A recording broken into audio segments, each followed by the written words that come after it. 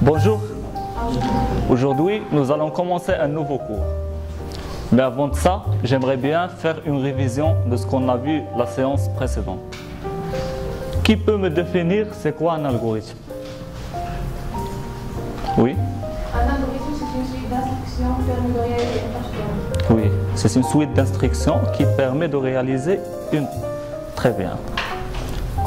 Une suite d'instructions, ça veut dire un ordre. Maintenant, qui peut me définir c'est quoi une variable? Oui? Oui, case mémoire qui permet de stocker une valeur. Très bien. Aujourd'hui, notre cours va être des structures de contrôle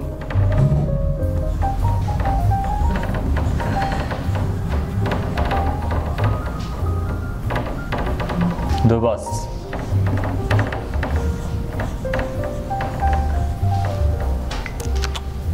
Nous allons commencer notre cours avec la première notion.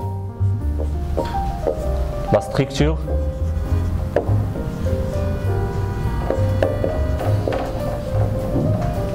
séquentielle.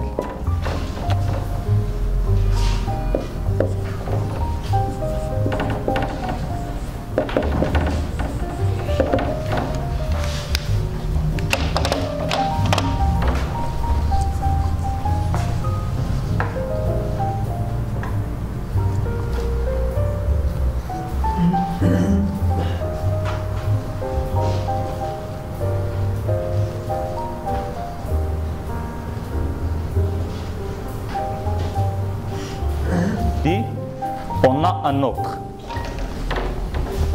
Vous voyez, voici un algorithme qui fait la somme de deux nombres entiers.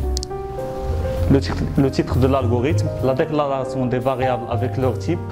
Ici, l'instruction qui affiche un message pour l'utilisateur.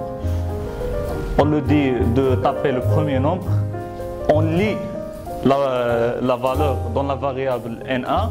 Ensuite, on fait la même chose pour lire la valeur de N2. Ensuite, nous allons affecter la somme des deux nombres à la variable somme. Très bien. Pour entrer aux autres, qu'est-ce qu'on doit faire? Oui, nous allons payer combien? Oui. Donc, nous avons des catégories. Non, non, non. Il y a des prix pour chacune des catégories. Nous allons dire que pour chacune des catégories, nous avons un prix. Voici les catégories. On a les adultes, les moins de 3 ans, les enfants entre 3 ans et 12 ans. Nous avons des différentes catégories. Prenons par exemple la catégorie adulte et la catégorie les étudiants. Oui, des tests, des conditions. Si 5 est inférieur de 7. Cette comparaison va nous donner vrai, car 5 est inférieur à 7. Oui, donc nous avons vu la condition. On fait un test entre une valeur ou une variable ou suivant notre cas.